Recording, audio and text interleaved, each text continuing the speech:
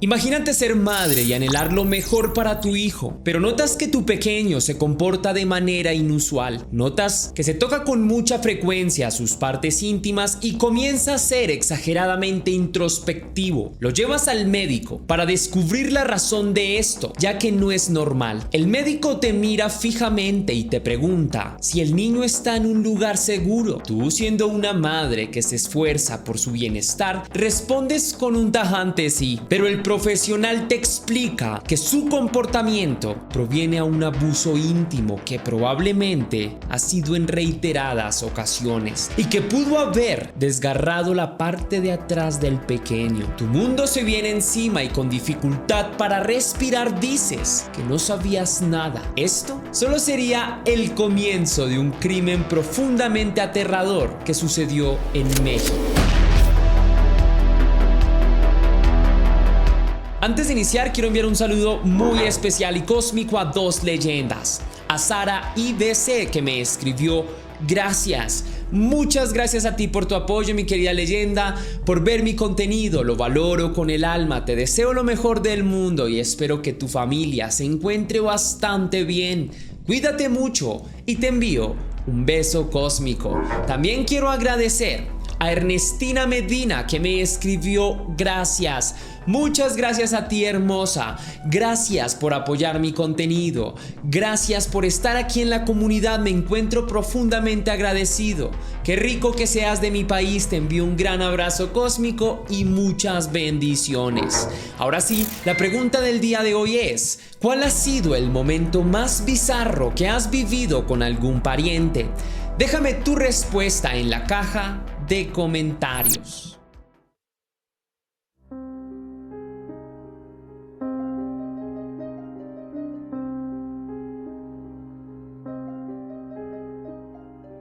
Mireya Gras Cortés nació en la Ciudad de México en 1979 en una familia católica y de clase media. Sus padres, Rosa y Enrique, eran personas sumamente devotas y por ello querían llevar por la misma senda a Mireya y a sus dos hermanos. Desde joven, Mireya siempre fue una joven amable y bastante simpática. Esto le permitía cierta facilidad para hacer amigos y para relacionarse con muchas otras personas a su alrededor.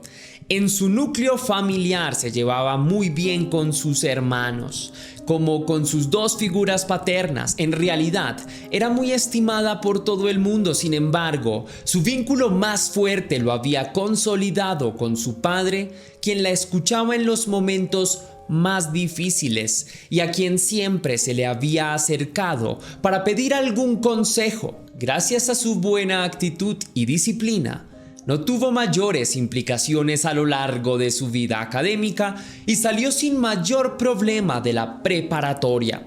Luego de esto, empezó a estudiar una licenciatura en Mercadotecnia en la Universidad del Valle de México. Una vez más, gracias a su dedicación, superó esta etapa de manera sencilla y se graduó en el año 2001. Tras esto, Mireya se dedicó a trabajar en una empresa de marketing y gracias a su excelente disposición, liderazgo e inteligencia, escaló rápido dentro de la compañía, razón por la cual se convirtió en la jefa de su propio equipo de ventas. Su ascenso laboral fue rápido y su éxito en los años siguientes le permitieron gozar de cierta tranquilidad y de bastante solvencia económica. A pesar de su creciente éxito, Mireya se sentía un poco sola, pues a pesar de que tenía amigos y el apoyo de toda su familia, no había podido construir una relación de pareja. En 2005, Mireya conoció a Leopoldo Olvera Villa, un joven abogado especializado en derecho mercantil. La personalidad del joven era totalmente opuesta a la de Mireya. Era tranquilo y era bastante introvertido. Tras un par de citas empezaron una relación sentimental que más tarde se convirtió en un matrimonio.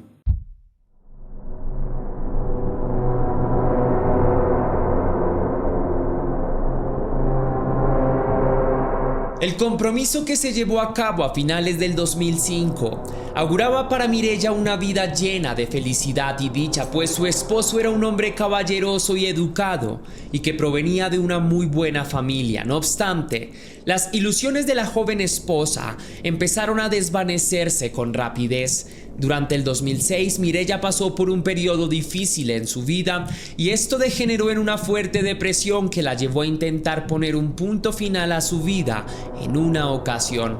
Aunque su estado emocional estuvo bastante debilitado, ella misma encontró la forma de salir de ese bache depresivo. Apoyada en su fe, recobró la alegría y las ganas de vivir que la caracterizaban, o al menos en apariencia. Durante el año 2007, la joven pareja recibió a su primogénito, un bebé al que decidieron nombrar Emiliano. El pequeño permitió a la pareja limar las pequeñas diferencias que habían ido surgiendo con el correr del tiempo y así avivaron el fuerte vínculo que los unía. Durante los siguientes años todo parecía ir de manera perfecta. Las ilusiones en la vida de Mireya reverdecían. Parecía que los malos momentos que había pasado eran cuestión del pasado y su vida andaba por el sendero correcto. Sin embargo, en 2010 sucedieron un par de cosas que cambiaron radicalmente su punto de vista. Ese año, Mireya se enteró de que estaba nuevamente embarazada, lo cual en principio fue un motivo de alegría. Por otro lado, empezó a notar un cambio significativo en la salud y en el comportamiento de Emiliano. Asustada por la manera de actuar del pequeño, la joven madre decidió llevarlo al hospital y un médico le reveló algo que cambiaría para siempre su vida. Tras una minuciosa consulta, un médico le informó a Mireya que el cambio de comportamiento de su hijo, que incluía miedo constante hacia cualquier persona, incapacidad para controlar sus esfínteres y una manía de estar tocándose todo el tiempo los genitales, eran consecuencia de abuso íntimo. Descolada por esta información, la mujer trató de determinar si ese diagnóstico era cierto. Para ello acudió a una psicóloga especializada en este tipo de casos y tras varias sesiones le confirmó que Emiliano era víctima de abuso. Esto también se pudo comprobar por otros procedimientos médicos que se le practicaron al niño, en los que se determinó que padecía de hipersensibilidad en su parte privada de atrás, causa de los abusos. Mireya sabía muy bien quién era el culpable.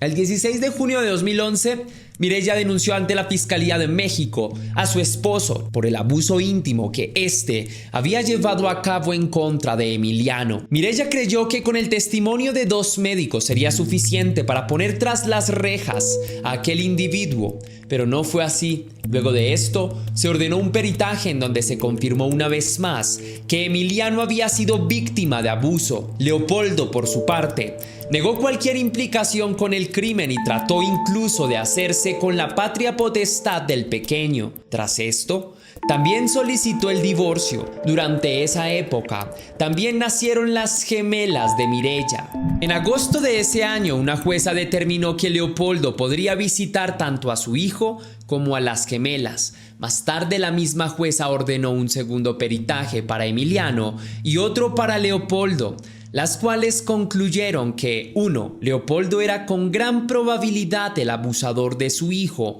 y 2. que era muy probable que el hombre también hubiese sido víctima de abuso infantil cuando éste era un niño. El psicólogo que tomó el caso de Emiliano informó que el niño le había relatado que su padre utilizaba una máscara cada vez que abusaba de él. En algunos videos que circulan por redes sociales, el niño denomina a su abusador como el lobo, pues probablemente su padre usaba una máscara de este tipo para violentar al pequeño. Leopoldo, en octubre de ese mismo año, solicitó al juzgado 10º realizar pruebas sobre alineación parental, el cual es un tipo de trastorno en el cual Una de las figuras paternas busca alterar la conciencia de sus propios hijos para destruir un vínculo con la otra figura paterna. En aquella época, este trastorno no era acreditado por ninguna institución de salud psiquiátrica. Aún así, la jueza dictaminó que se hiciera el peritaje. Lo impresionante fue que esta investigación arrojó que supuestamente Emiliano no había sido víctima de agresión íntima. Algo que no dejó de causar curiosidad es que esto fue dictaminado tras solo una sesión de perito en psicología, escogida por el Instituto de Ciencias Forenses. Según la perito Rocío Estela Gómez Orozco, Emiliano era un niño normal y no tenía signos de violencia íntima. Es importante recalcar que la mujer concluyó esto con solo una sesión de entrevista con el pequeño. Si era así, ¿por qué dos médicos habían determinado todo lo contrario? Debido a las conclusiones de Estela Gómez, la jueza determinó que Leopoldo no era un individuo peligroso para sus hijos. De forma grave, Mireya comenzó a pensar que sus denuncias en contra de Leopoldo no iban a parar en ningún lado, así que decidió aceptar las medidas dictaminadas por la jueza y permitió que Leopoldo compartiera con los niños. Eso sí, el hombre tenía que darle gastos de manutención.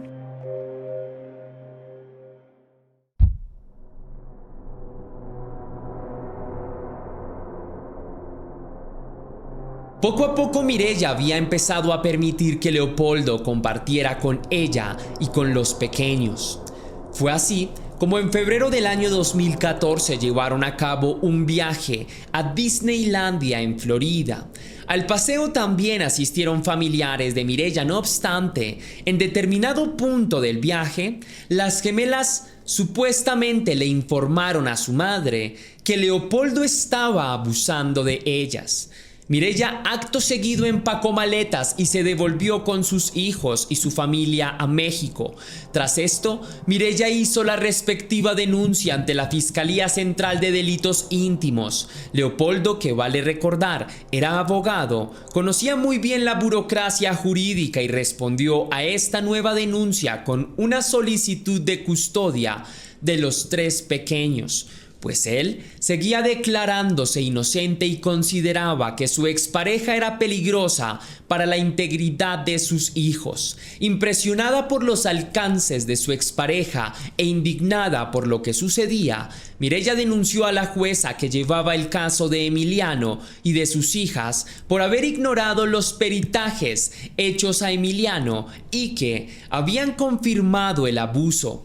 La jueza se declaró incompetente y el caso fue asumido por una nueva jueza, la jueza Silvia Araceli García. Ella ordenó una audiencia para la custodia de los menores en septiembre de 2014. En ella Emiliano relató cómo había sido víctima de abuso por parte de su papá. Lo mismo hicieron sus hermanas. Cuando se le ordenó a Leopoldo entrar para escuchar los testimonios, le llevaba regalos a sus hijos. Emiliano, al recibirlos, los tiró a la basura y dijo que no quería nada de su padre. Al ver esto, la jueza se alertó inmediatamente, pues en las actas constaba que el pequeño no actuaba nunca de manera impulsiva. Algo le generó sospechas y ordenó un peritaje psicológico para los dos padres. Estas determinaron que ambos sufrían de diferentes patologías, una de ellas trastorno de la personalidad. Por otra parte, Leopoldo salió mejor parado de este peritaje que Mireya, pues se describió su personalidad como alguien entusiasta y sensible que podía llegar a tomar malas decisiones por su ímpetu. De Mireya, en cambio, se determinó que era una mujer obsesionada con lograr sus proyectos y que hacía cualquier cosa para conseguirlos. También se dictaminó que la mujer era sumamente manipuladora y era intolerante al fracaso.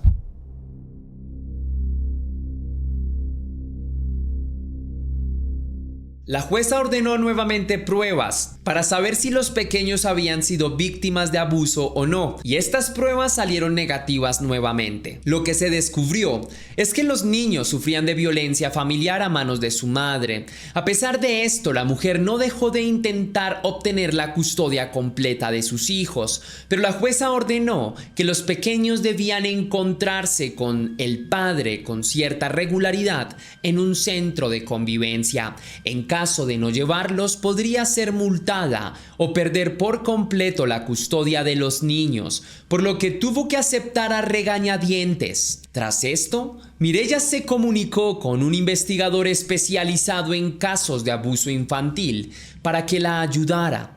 Cuando el hombre acudió a la cita, notó que Mireya era una mujer desequilibrada. En aquella ocasión, la mujer le mostró videos que había grabado de sus hijos en donde supuestamente confesaban las agresiones del padre, pero inmediatamente las vio el investigador, determinó que la mujer los obligaba a decirlas. El hombre también pudo hablar con el padre de Mireya, quien se mostró preocupado no por el supuesto abuso, sino porque su hija le exigía dinero para darle a abogados para que estos favorecieran los resultados de algunas pruebas que les practicaban tanto a ella como a los niños.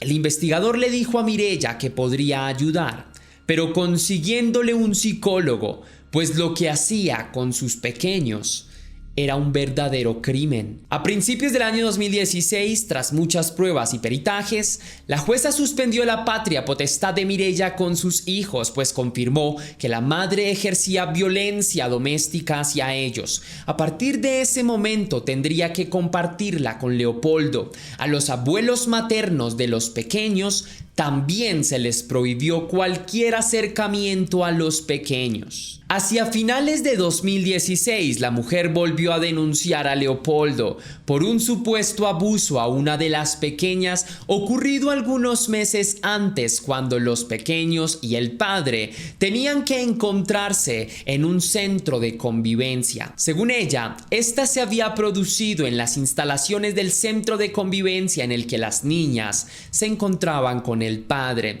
Esta versión sería desmentida más tarde tras hacerle pruebas a la pequeña y revisar cámaras de videovigilancias en las que se demostró que Leopoldo nunca acompañó a su hija al baño en ninguno de los encuentros, como había argumentado Mireya que se había producido el abuso.